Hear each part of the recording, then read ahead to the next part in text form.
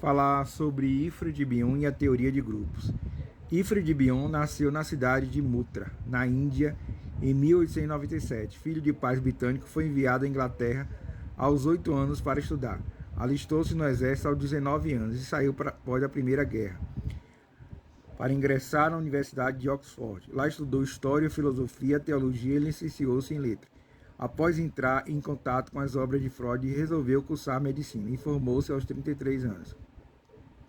Bion começou a estudar psicanálise durante um período de 2 anos como trainee do psicanalista inglês John Hickman.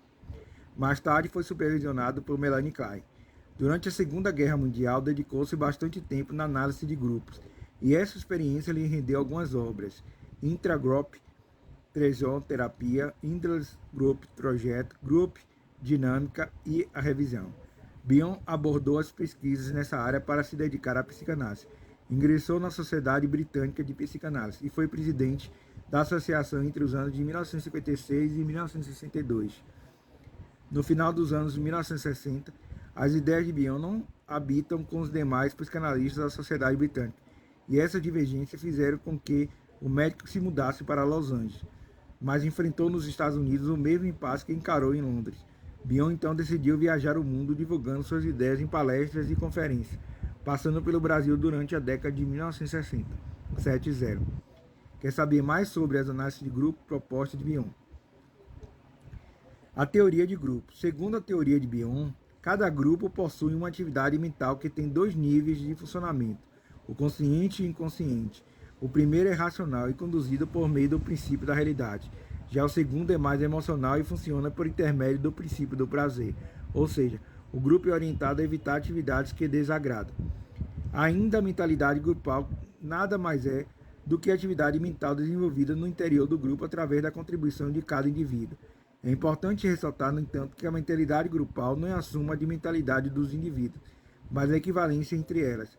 Na prática, significa que os membros se unem em função de objetivos comuns, estabelecem relações de semelhança.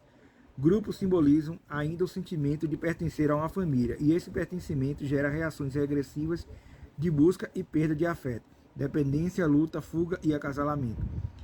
A teoria do pensar. Bion defendia que o pensar surge como uma saída para lidar com a frustração. Segundo o psicanalista, se o ódio resultante da situação de desapontamento for menor do que a capacidade do ego de suportá-lo, será uma forma sadia de desenvolver o pensamento por meio que Bion chamou de função alfa. Porém, se o ódio for excessivo, protopensamentos, denominados por Bion de elementos betas, encontrarão uma saída e se transformarão em agitação motora e somatização do ódio.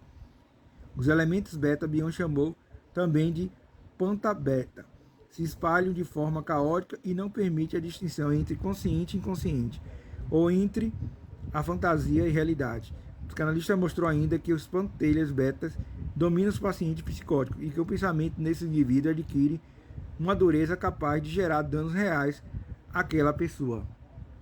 Bion e a psicanálise. Além da teoria de grupo e do pensar, Bion também marcou sua contribuição para a prática da psicanálise. Ele ampliou o conceito de memória e desejo, recomendou a postura do analista diante do paciente, fosse de alguém que abrisse mão desses elementos, inclusive o desejo de curar o paciente e entrasse no consultório sem as lembranças da sessão anterior.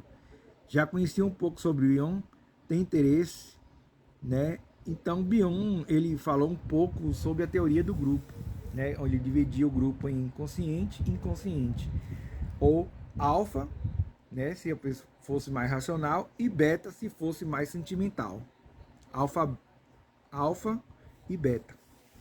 Então Bion trouxe também a contribuição, né, de a teoria do grupo, de pensar grupamente e desse grupo se entender, né, e buscar a semelhança entre si e as diferenças, né?